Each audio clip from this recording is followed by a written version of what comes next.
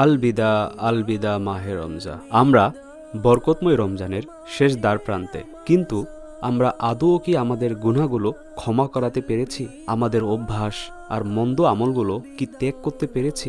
সবচেয়ে হতভাগা ব্যক্তি সেই যে রমজান পেল কিন্তু নিজের গুনাহগুলো ক্ষমা করাতে পারল না। আল মৌজামুল আওসাদ কিতাবে বর্ণিত নবী করিম সাল্লাল্লাহু তাআলা আলাইহি ওয়ালিহি ওয়াসাল্লাম ইরশাদ করেন, বঞ্চিত ওই ব্যক্তি যে রমজান পেল অথচ তার ক্ষমা হলো না। রমজানে যখন তার ক্ষমা হলো না, তখন আর কবে হবে? ভিউয়ার্স, মাহে রমজান তো শেষ হতে চলেছে। আমাদের পথ চলাও কি শেষ হয়ে যাবে, নাকি চলমান থাকবে? আলহামদুলিল্লাহ, আমরা মাহে রমজানের বরকতময় দিনগুলো পেয়েছি। সারাদিন রোজা, রাতভর ইবাদত, কোরআনে পাকের তিলাওয়াত, দান সদকা, সবকিছুই যেন আমাদের হৃদয়কে কোমল করে দিয়েছিল। রমজানে আমরা কান্না করেছি, আল্লাহ তাআলার নিকট ক্ষমা প্রার্থনা করেছি, প্রতিজ্ঞা করেছি ভালো হয়ে যাব। কিন্তু রমজানের পর সেই প্রতিজ্ঞাগুলো কি টিকে থাকবে, নাকি আবারও আমরা গুনাহের পুরনো অন্ধকারে ফিরে যাব?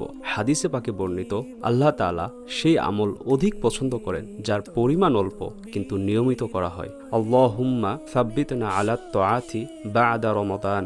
হে আল্লাহ, রমজানের পরেও আমাদেরকে আপনার আনুগত্যের উপর অটল রাখুন। আমিন।